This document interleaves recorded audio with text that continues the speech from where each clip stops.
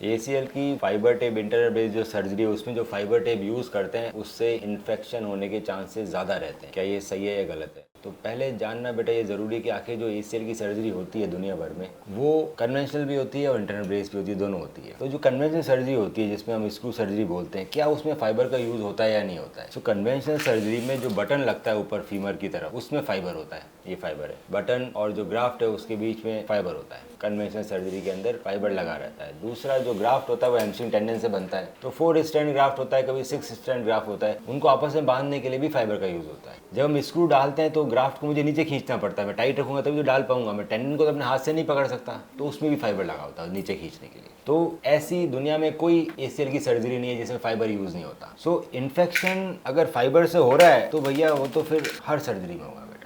Fibre tape internal brace में भी fibre लगा हुआ है, ये फाइबर उसी मटेरियल का बना हुआ है जिस मटेरियल का फाइबर बना होता है स्क्रू सर्जरी। सो फाइबर टेप इंटरनल ब्रेस में फाइबर टेप है, कोई नया मटेरियल नहीं डिवाइस हुआ है, ये फाइबर ही है। पर ये फाइबर टेप लगाने के लिए मुझे नीचे स्क्रू की जगह नीचे बटन लगाना पड़ता है। स्क्रू के साथ लगाना थोड़ा कम्बरसम होता है। दूसरा, इसका फाइबर टेप का जो फिक्सेशन है ना वो बटन पे नहीं होना चाहिए, बटन से बाहर निकलता है और एंकर के थ्रू बोन में जाता है, जैसे कि आप देख रहे हो एंकर के थ्रू। तो फाइबर टेप का फिक्सेशन हमेशा डिफरेंट होगा एसीएल के फिक्सेशन से। बटन लगाने का जो बेनिफिट रहता है ओवर स्क्रू, इंटरनल ब्रेस अगर मैं स्क्रू से करूं और नीचे सॉल लॉक लगा के फिक्स करूं या बटन से करूं, बटन का जो बेनिफिट है, पहला बेनिफिट ये कि आपकी हड्डी कम कटेगी क्योंकि हमने फ्लिप कटर यूज किया। दूसरा, इसके अंदर एक स्टेप एडिशनल रहता है, आपका जो लिगामेंट है ना वो ह्यूमन टिश्यू का है, वो खींच के लंबा हो जाता है। स्क्रू सर्जरी में इसको पहले खींच के रखते हैं, अगर किसी ने ढंग से टेंशनिंग नहीं दी इसकी, और एक बार स्क्रू जाने के बाद घुटना बैंड 3 महीने बाद होगा। घुटना बैंड नहीं कर सकते आप स्क्रू डालने के बाद, क्योंकि पहले दिन ही डिले पड़ जाएंगे। बटन के अंदर आप बैंड क्यों कर सकते हो, छेद छोटा होता है बटन बड़ा, तो बटन फिक्सेशन के बाद इसके अंदर कई बार बैंड किया जाता है, लिगामेंट को लंबा कर दिया जाता है, लिगामेंट उससे लंबे हो जाते हैं क्योंकि एडजस्टेबल बटन में दोबारा टाइट कर लेता हूँ। तो ये जो फिक्सेशन के बाद जो बेंडिंग है, जो साइक्लिंग है, वो सिर्फ internal brace all inside method नहीं कर सकता, आप स्क्रू में कर नहीं सकते। तो इसके वजह से पूरा स्ट्रेच लिगामेंट बनता है, फर्दर स्ट्रेच होने के चांसेस कम हो जाते हैं और इन्फेक्शन के चांस इसमें उतने ही हैं जितना स्क्रू सर्जरी में होता है, कोई इंक्रीज नहीं हुआ है। इन्फेक्शन कहाँ से आता है बेटा? ये जितने भी फाइबर हैं, जो स्क्रू हैं, जो मेटल है, ये सब इंपोर्टेड है, ये सब अमेरिकन कंपनीज के हैं, स्टरलाइज्ड आते हैं, उसमें कोई इन्फेक्शन नहीं होता। हो ही नहीं सकता सर, वो इतनी अमेरिका से आ रहा है, इतना महंगा इम्प्लांट है, इतने स्क्रू नहीं, तो उससे इन्फेक्शन नहीं होता। इन्फेक्शन आता है खुद की बॉडी से, अगर पेशेंट को कहीं इन्फेक्शन है वो वहाँ ट्रेवल कर जाए। इन्फेक्शन आ सकता है जो ओटी में जो लोग हैं, जो सर्जन है, एसोसिएट सर्जन है, जो बाकी लोग हैं, उनके हाथ में कहीं इन्फेक्शन हो वो पहुंच सकता है। इन्फेक्शन आता है ओटी के एनवायरमेंट, अगर आपकी सर्जरी से पहले किसी की सर्जरी हुई है इन्फेक्शन वाली की, तो वो बैक्टीरिया ओटी में रहते हैं और वो घुस जाते हैं। सर्जरी के बाद इन्फेक्शन आ सकता है, सर्जरी के बाद पेशेंट को छाती में इन्फेक्शन हो गया, वो ट्रेवल कर दिया। सर्जरी के बाद आपने अपने वुंड का ध्यान नहीं रखा, पसीने आ रहे हैं, गंदगी में रह रहे हो, तो इन्फेक्शन हो गया। पर क्या इन्फेक्शन फाइबर से आएगा? उसके चांसेस तो है ही नहीं बेटा, क्यों? ये तो बिल्कुल पैकेट में आते हैं स्टेरलाइज्ड। चाहे स्क्रू लो, चाहे फाइबर टेप लो, या फाइबर वायर लो, या और बटन लो, जिसमें फाइबर, सब एक ही मटेरियल है, सारे फाइबर एक ही मटेरियल के बन गए। तो इसमें इन्फेक्शन के रेट इंक्रीज नहीं होते। अगर आप अच्छे सर्जन के पास जाओगे जो रेगुलरली आर्थ्रोस्कोपिक सर्जरी करता है, तो उसके इन्फेक्शन के रेट आपको सिग्निफिकेंटली लो मिलेंगे। क्यों मिलेंगे? पहले हम सारी चीजें ईटीओ यूज करेंगे, जो कैमरा है, जो लाइट सोर्स है, हम वो साइडेक्स में या फिर बाकी जो केमिकल में डाल के यूज कर लेते हैं बेटा, स्कोप वगैरह, उसको ऑटोक्लेव तो कर नहीं सकते, तो उससे इन्फेक्शन के चांसेस बढ़ते हैं। तो हम लोग उसको ईटीओ कराते हैं, एक मशीन होती है उसमें पैकेट में रैप होकर ईटीओ आता है, तो इन्फेक्शन खत्म हो जाता है। सिर्फ ईटीओ का सामान यूज किया जाता है आर्थ्रोस्कोप के अंदर, camera head, camera, light cable, ये सब ईटीओ होता है। First thing. दूसरा, सर्जरी फास्ट होनी चाहिए। तो एक सर्जन वही सर्जरी कर रहा है बार बार में, तो ओटी में इतना लंबा टाइम नहीं लगाए। दूसरा, अगर एक सर्जन है जो इस पर आर्थ्रोस्कोपी कर रहा है, तो डेफिनेटली उसकी इन्फेक्शन की रेट कम होगी, क्योंकि वो पूरा एनवायरमेंट उससे क्रिएट करेगा, उसका ओटी भी अच्छा रहेगा, उसके एसोसिएट भी बिल्कुल ट्रेन रहेंगे फास्ट सर्जरी करने के लिए। तो ये चीजें इन्फेक्शन की रेट कम करती है, ना कि फाइबर टेप लगाना। तो ये सब मिथ है, गलत है कहना, और ये अगर कोई बोल भी रहा है तो वो बिल्कुल ही गलत बोल रहा है, क्योंकि किसी भी साइंटिफिक स्टडी में प्रूव नहीं हुआ कि जो फाइबर है उससे इन्फेक्शन बढ़ते हैं। फाइबर तो हर सर्जरी में जाते हैं जी। मेनिस्कस की सर्जरी कराओ, एसीएल कराओ, एलसीएल कराओ, किसी भी मेथड से कराओ, स्क्रू से कराओ, इंटरनल ब्रेस से कराओ, ऑल इनसाइड से कराओ, दुनिया के जो भी मेथड अवेलेबल है सबके अंदर फाइबर जाएगा। बिना फाइबर के किसी भी लिगामेंट की कोई भी सर्जरी नहीं होती, ना शोल्डर में, ना एंकल में, ना नी के अंदर। तो सबके अंदर इन्फेक्शन के रेट बराबर होते हैं। ये 4-5 फैक्टर है जो इन्फेक्शन के रेट को डिटरमाइन करता है। अगर ये सिग्निफिकेंटली लो हो तो इन्फेक्शन नहीं होता।